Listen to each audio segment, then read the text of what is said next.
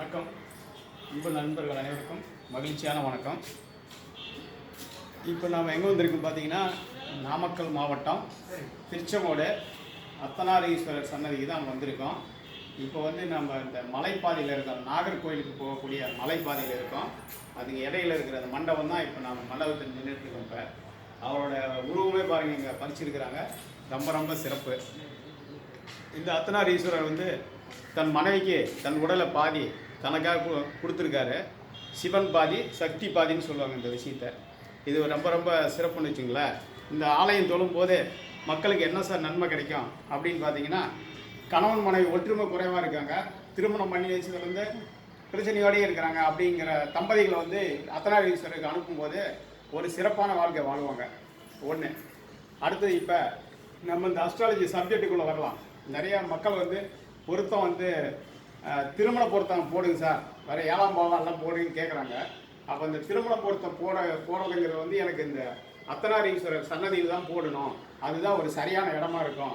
எப்படி நினைச்சாலும் அந்த கடவுள் பார்த்துக்குவார், அவரோட சிவன் பார்வதி மாதிரி இணைஞ்சி வாழ்வாங்க அந்த பொருத்தம் போடும்போது அப்படிங்கிற ஒரு எண்ணம் எனக்கு உதயமானது. ஆனால் இன்றைக்கி தான் அவரோட சன்னதி வர்றதுக்கு வாய்ப்பு கிடைச்சிது நமக்கு. இப்போ அர்த்தநாரீஸ்வரர் சன்னதியில் தான் இருக்கோம். அந்த சப்ஜெக்ட்டுக்கு போகிறதுக்கு முன்னாடி இந்த அரிய கலையை கற்றுக் கொடுத்த குருமார்கள் அனைவரையும் வணங்கி, பழனி ஞான தண்டாயுதபாணியை வணங்கி, அர்த்தநாரீஸ்வரர் வணங்கி இந்த சப்ஜெக்ட் உங்களுக்கு சொல்கிறேன். இது மிக மிக முக்கியமான சப்ஜெக்டு. எல்லா பெற்றோர்களுக்கும் மிகவும் அவசியம் இது. அதாவது திருமணம் பண்ணணும், பொண்ணுக்கு திருமணம் பண்ணணும், பையனுக்கு திருமணம் பண்ணணும் அப்படின்னு வெயிட் பண்ணிட்டு இருக்கிற பெற்றோர்களுக்கு ஒரு சிறப்பான வீடியோவாக இருக்கும். நீங்கள் பாருங்கள், ஸ்கிப் பண்ணாமல் பாருங்கள் கடைசி வரைக்கும். இப்போ பார்த்தீங்கன்னா, நம்ம பொண்ணுக்கு ஜாதகத்தை ஒரு அஸ்ட்ராலஜியில் கொண்டு காட்டுவீங்க. உங்கள் பாப்பாவுக்கு 1-7 ராகு இது இருக்குதுங்க, இது நாகதோஷம், நாகதோஷ பையனுக்கு தான் இணைக்கணும் அப்படின்னு ஒருத்தர் சொல்லுவார். இன்னொருத்தர்கிட்ட போனாக்கா உங்கள் பொண்ணுக்கு செவ்வாய் இருக்குதுங்க, செவ்வாய் இருக்கிற பையனுக்கு தான் இணைக்கணும் அப்படின்னு இன்னொருத்தர் சொல்லுவார். இன்னொருத்தர்கிட்ட போனால் இல்லையா, சுத்த சாதகமும் பொருந்துங்க, இது பரிகார செவ்வாய், இது ராகு கேது இல்லாத பையனுக்கும் பண்ணலாம் அப்படின்னு சொல்லுவாங்க. இப்படியெல்லாம் ஒவ்வொருத்தருகிட்டையும் ஒவ்வொரு ஆலோசனை கேட்கும்போது அந்த பெற்றோர்கள் ரொம்ப குழம்பி போயிடுறாங்க. நம்ம பொண்ணுக்கு எப்படி திருமணம் பண்ணுறது, பையனுக்கு எப்படி திருமணம் பண்ணுறது, எந்த ஜாதகத்துக்கு இணைக்கிறது, அவர்கிட்ட போனால் இணைக்கலான்றாரு, இன்னொருத்தர்கிட்ட போனால் இணைக்கக்கூடாதுங்கிறாரு அப்படின்னு சொல்கிறாங்க. இது ஒரு பெரிய பஞ்சாயத்தாக இருக்குன்னு சொல்லி ஒரு குழம்பிய நிலையில் இருப்பாங்க. தெளிவான விளக்கம் சொல்கிறேங்க. அதாவது 1லையும் 7லையும் ராகு கேது இருந்ததுன்னா இது ராகு கேது ஜாதகம் தோஷம்னு சொல்லுவாங்க. ஆனால் தோஷமே கிடையாதுங்க, அப்படி தோஷம்னே சொல்லக்கூடாது.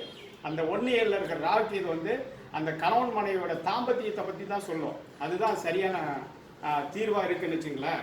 அடுத்தது இந்த செவ்வாய் பார்த்தீங்கன்னா 2, 4, 7, 8 லக்கணத்திலேருந்து கவுண்ட் பண்ணும்போது 12 இதுலலாம் செவ்வாய் இருந்துன்னா இது செவ்வாய் தோஷம்பாங்க. ஆனால் தோஷம்னு சொல்லக்கூடாதுங்க, செவ்வாய் இருக்குது அவ்வளோதான். அப்போ 2, 4, 7, 8, 12 செவ்வாய் இருக்கும்போது அதே மாதிரி பையனுக்கு அதை இணைக்கணும் அப்படின்னு சொல்லி ஒரு அஸ்ட்ராலஜர் சொல்லுவார். இன்னொருத்தர் தேவையில்லைங்க, சாதாரண சாதகத்துக்கும் இணைக்கலாம், சுத்த ஜாதகத்துக்கு இணைக்கலாம் அப்படின்னு சொல்லுவாங்க. இப்போ நீங்கள் பார்க்கும்போது அந்த 1-7 ராகு கேது இருந்துன்னா சுத்த ஜாதகத்துக்கு இணைக்கலாம். அப்போ நீங்கள் அந்த லக்கணத்தை மட்டும் தான் கவுண்ட் பண்ணுவீங்க.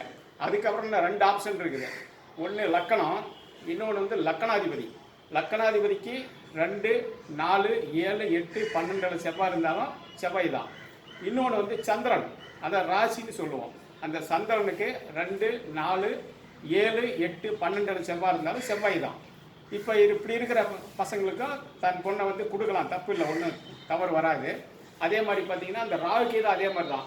1-7, 2-8 ராகு கேதுகள் இருந்தாக்கா இது சர்ப்பம் அப்படின்னு சொல்லுவாங்க.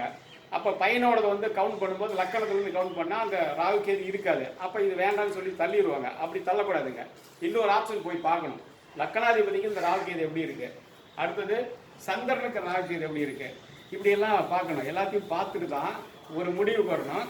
இதனோட இணைவுகளே 10 பொருத்தத்துக்கு ரொம்ப ரொம்ப முக்கியத்துவம் கொடுக்கவே கூடாது.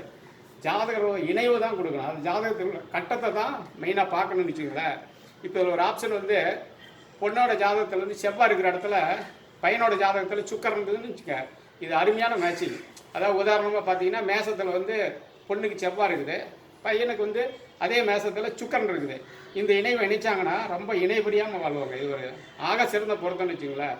ஒன்று. இன்னொன்று பையனோட லக்கணாதிபதி பெண்ணோட லக்கணத்தில் உட்காந்துருக்கிறது. இன்னொன்று பெண்ணோட லக்கணாதிபதி ஆணோட லக்கணத்தில் உட்காந்துருக்குறது. இதெல்லாம் வந்து ரொம்ப ரொம்ப சிறப்பான பொருத்தம். ஒரு நல்ல அஸ்ட்ராலஜர் கிட்ட, நல்லா படித்த அஸ்ட்ராலஜர்கிட்ட காட்டி உங்கள் பையனோட ஜாதகத்தையும் பொண்ணோட ஜாதகத்தையும் அந்த 10 பொருத்தத்துக்கு முக்கியத்துவம் கொடுக்காம இந்த கிரக பொருத்தத்துக்கு முக்கியத்துவம் கொடுத்து இணைங்க. இவர் அர்த்தநாரீஸ்வரர் போல் ரொம்ப வாழ்வாங்க வாழ்வாங்க, ரொம்ப சிறப்பாக இருப்பாங்க. நன்றி.